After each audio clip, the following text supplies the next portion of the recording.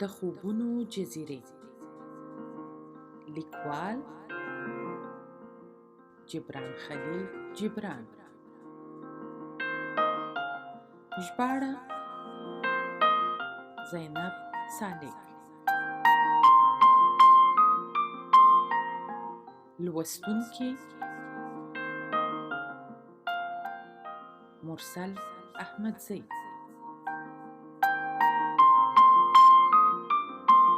انسان او طبیعت.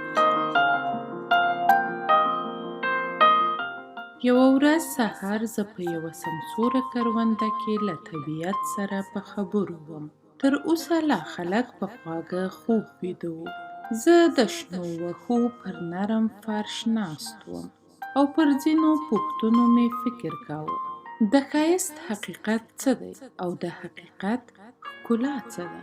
د خپل تخیل په مټ له دې ځایه لرې لاړم او د مادیت هغه پردې مې له سترګو ایسته شوې چې تر اوسه یې زه پوښلی وم. روح مې په جوش راغی او طبیعت او رازونو ته یې لا نږدې شوم او غوږونه مې د طبیعت له غږ سره اشنا شول. زه په خیالونو کې ډوب وم. پر پستو وښو غځېدلی وم او په فکرونو لګیا وم.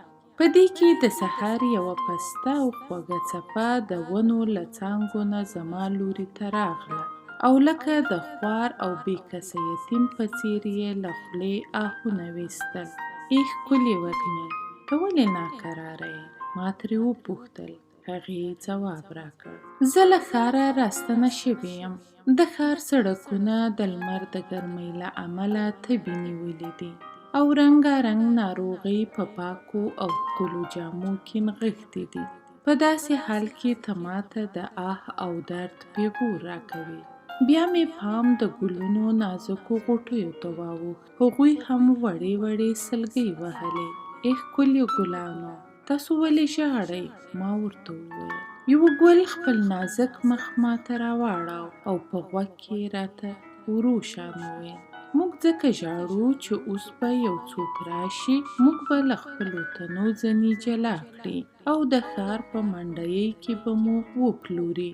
بیا یو بل ګل وویل. او ماښام چې کله زموږ ځواني په تلو شي او موږ مړاوي شو، نو د ګند په پچې کې به مو وغورځوي. موږ ځکه ژاړو چې د ظالم انسان له لاسه به بې ټاټوبي شو. بیا مې د ویالې آه او زارۍ واورېدې چې د هغې کونډې غوندې ژاړي چې یوازینی زوی یې مړ شوی وي. ای د پاکو اوبو خوږې ویالې، دا ته نو ولې اوښکې تویوې؟ ما ترې په غمرازۍ وپوښتل. ویلې چې زما خبرې واورېدې، ویې ویل. ژاړم به ولې نه؟ انسان زه د ښار په لوري تلو ته مجبوره کړې یم. هغه مې له ګنده لښتیو سره یو ځای کوي او پاکي مې ککړوي او د زړه سپینوالی مې په خپلو بدبوییو توروي. بیا مې د الوتونکو فریادونه واورېدل. پوښتنه مې ترې وکړه. ګرانو مرغیو، پر تاسو څه غم دی؟ ولې اسویلي کوئ؟ د هغوی له ټولې ځینې یو زما تر څنګ د ونې پر څانګه کېناسته او د حال په ژبه راته داسې لګیا شو. اوس به د آدم زوی له وژونکو وسلو سره دې کروندې ته راشي او پر موږ به داسې برید وکړي کټ مټ، هغسې لکه پر خپل دښمني چې کوي. اوس موږ یو بل ته خدای پامان وایو او سره مخه ښه کوو، ځکه څوک پوهیږي چې ماښام به څوک روغ رمټ خپلې ځالې ته راستنیږي او څوک به د مرګ کومې ته ځي. موږ چې هر لوري ته ځو، مرګ مو پیره کوي. د دنګو غرونو له څوکو د لمر نرمې او ګرمې وړانګې په خپرېدو شوې او د ونو پر څوکو یې لوبې پیل کړې. ما دې اریانوونکې ښکلا ته کتل او په زړه کې مې ویل، طبیعت چې کومه ښکلا پنځولې، نن انسان هغه بربادوي. جامې. یوه ورځ د سمندر په غاړه ښکلا او بدرنګي سره مخامخ شوې. له روغبړ وروسته یې پرېکړه وکړه چې په سمندر کې ولامبي. جامې یې ایسته کړې او سمندر ته یې ودانګل. لږه شېبه وروسته بدرنګۍ له سمندر ځنې راووته او د ښکلا جامې یې واغوستې او لاړه. کله چې ښکلا له سمندر نه راووته نو خپلې جامې یې ونه موندې. اریانه شوه خو مجبوره شوه او د بدرنګۍ جامې یې واغوستې او په خپله مخه لاړه.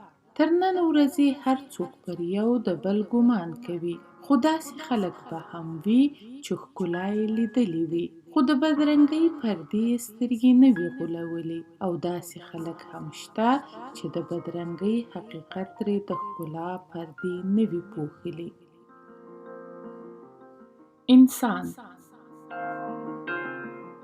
انسان اشرف المخلوقات دی.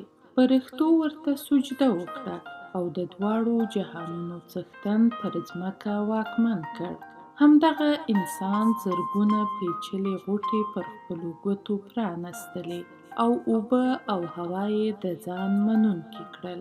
هغه انسان چې سپېڅلی کتاب یې په زړه پورې ونیو، د مذهب ساتونکی شو او پر سپېڅلې لاره روان شو، تر څو د حقیقت او معرفت پیچلي حقایق وپیژني او په معصومیت او پاکۍ کې د فرښتو سیال شي.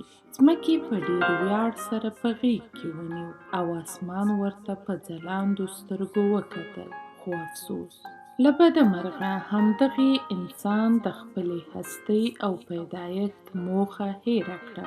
ناپوهي، ضد، حرص او لالچ، کبر او غرور یې خپل کړ. ازادۍ او پخلاینه یې په جګړو او غلامۍ بدل کړل. د انسانیت روح یې چورمه چورمه کړ او د حسد او دوکې مجسمه ترې جوړه شوه. ظلم او زور زیاتی یې پر صبر او تاوتریخوالی یې پر پاکۍ لاسبري شوي دي. د هلاکو زورواکي او د چنګیز ظلم بیا تکراروي او د جهالیت د مهال ناپوهي او تېروتنې بیا پیل کړي دي. انسانه! قدرت درته یوه ستره ډالۍ درکړې، خو تا یې ارزښت ونه پېژانده، پر ځای دې ونه کاروله او د اشرف المخلوقات پر ځای ارذل المخلوقات شوې. نن انسانیت د انسان له لاسه په فریاد دی او د هغه د بې ځایه لاسته راوړنو له امله لاس تر زنې دی.